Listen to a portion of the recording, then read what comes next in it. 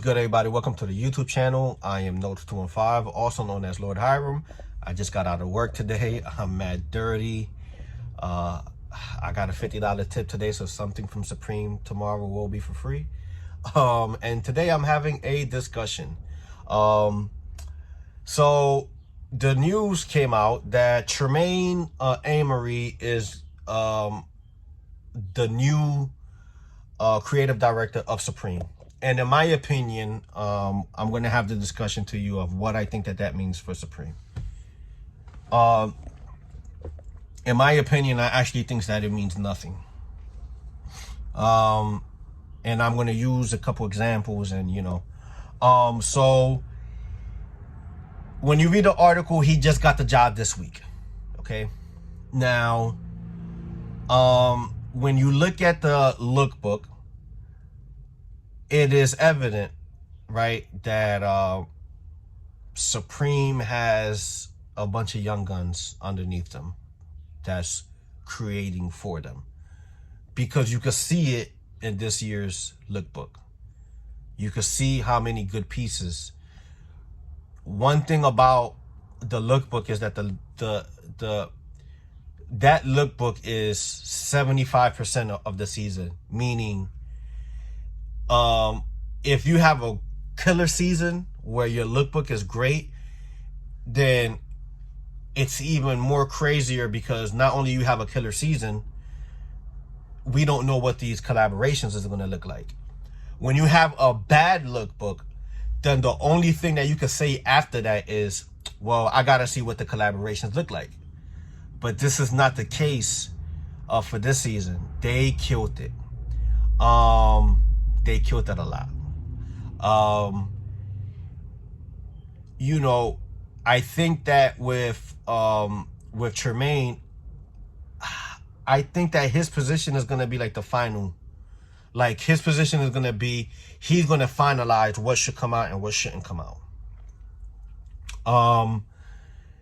He has his own brand. I think it's kind of hard to run your own brand and then run a machine like Supreme, because that lookbook is not your average lookbook. When you look at brands like Kith or like, let's say like Bodega or anybody, they'll have a spring and summer and they'll be like, what, like 15 pieces or something like that. When it comes to Supreme, it's a lot of attention to detail. Like there's a lot, like when you talk about hats, you got beanies, you got fitteds, you got camp hats, you got buckets, you got snapbacks, you got trucker hats. It's a lot. Like it's a lot. And I was just talking about the hats. You have suits. You have you got your button down shirts. You have the you got your cardigans. It's a lot, So to have to put so much detail into like a season like that and have to constantly do it and then have to like also worry about your brand, that's a lot of work. I honestly don't see him like doing that much work. I think that he's like his job, because you got to understand, some people have like these fancy titles and they don't do half of this stuff. I mean, just think about it. They said that Jay-Z is like the creative director for like Puma. Come on, like we both know that Jay-Z's not creating anything over at Puma. That was just something that they just gave him. So this is gonna be, it's gonna be interesting to see how this, how the brand moves forward. But I don't think him does any crazy damage. I think that the machine Supreme will always be Supreme. And I don't think that because you work for Supreme, I don't think that cult following will follow you. I mean, you could ask Angelo, but Awaken to me is like, it's like a dying thing. Like it's not really, Angelo left Supreme to start Awaken, and I take Awaken and I take like a brand like FTP, and I would say that FTP is bigger than Awaken. Even though Angelo came from such a big machine like Supreme, you know, it doesn't really, it doesn't, I think in his mind, when he started Awaken, he's like, yo, man, like, people are going to follow this brand and they're going to like support. And I honestly don't think that the way that he had it in his mind, I don't think that ended up being like the actual reality. I think that Supreme had to, they had a harsh realization. There has been a narrative for years that the box logo and the name, you put that on anything and it's going to sell. And I think that the narrative behind that has come from years of I'm not going to say fuckery. Like, it was just years of just like shit that they did that it was funny. People support it, right? Because you got like the Supreme brick, you got the hammer, you got the crowbar, like you got a lot of shit that in terms of accessories, it was just like, oh, you could just put the Supreme logo and on anything, on anything, and it's gonna sell. Oh man, it's just like so many sirens. Like, what the fuck?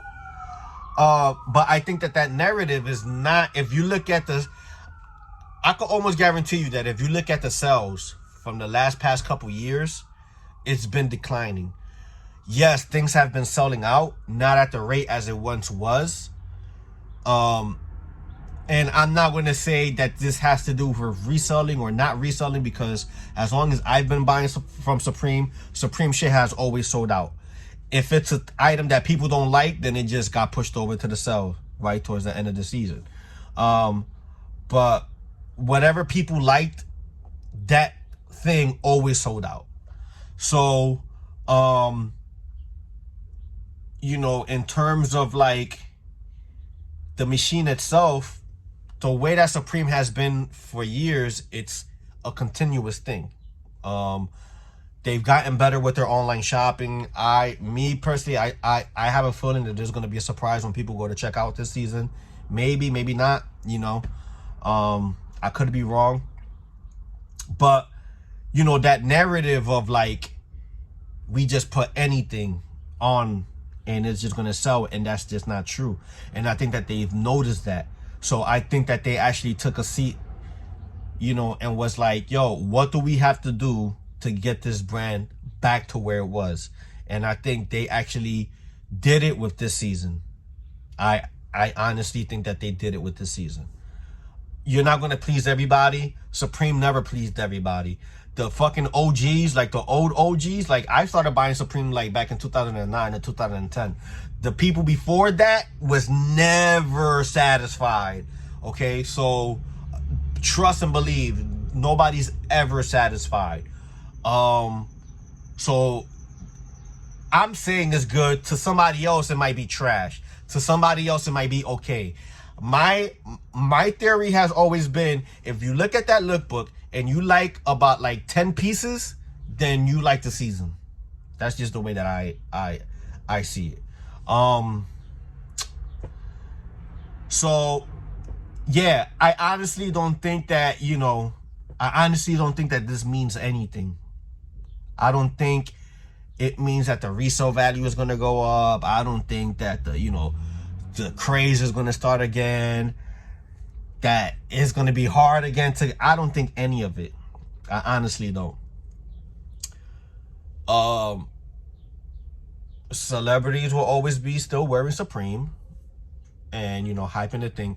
I think that the Dope Boys has gotten to that, man, like Supreme is trash, on to the next thing, right? Chrome Hearts, on to the next thing.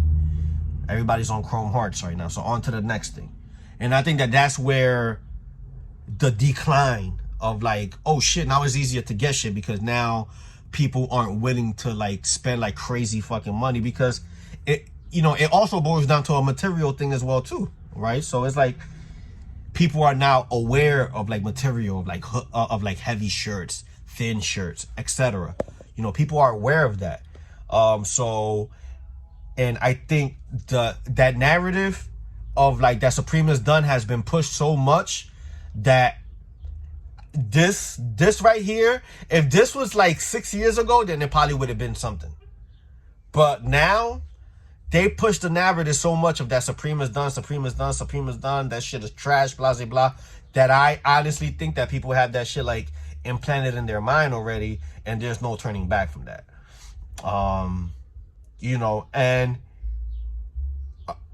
understand the machine that was pushing that as well. There was Complex was involved with that a lot, because when you kind of look at that era of like the crazy hype, you got to ask yourself, what did the resale game for the sneakers look like at that time? And people was like, oh shit, so I could spend $45 for a t-shirt and I could resell it for 10 times the price. And I think that's what really started a lot of things, is the decline in reselling for sneakers. And now we don't have lines anymore. The Morsi, that season where the Morsi t-shirts came out, which if you want me to tell a story about it, I was in line that day. That was the longest line I've ever been to. I got to that line at my bus got to New York at 9. I was in line from 9 o'clock in the morning to what was like 10:30 at night.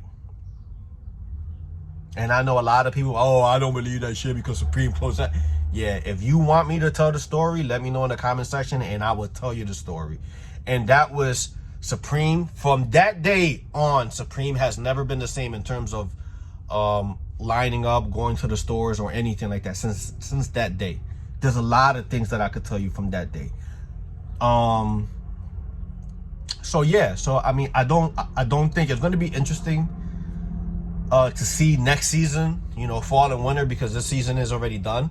And the article says that he had nothing, like he got hired this week, so he obviously didn't have nothing to do with it. So it's going to be interesting to see where things go for next year. Let me know what you think about this. Leave your comment in the comment section. Let me know if you agree with what I said or if you disagree with what I said. Yeah, till next time, peace out.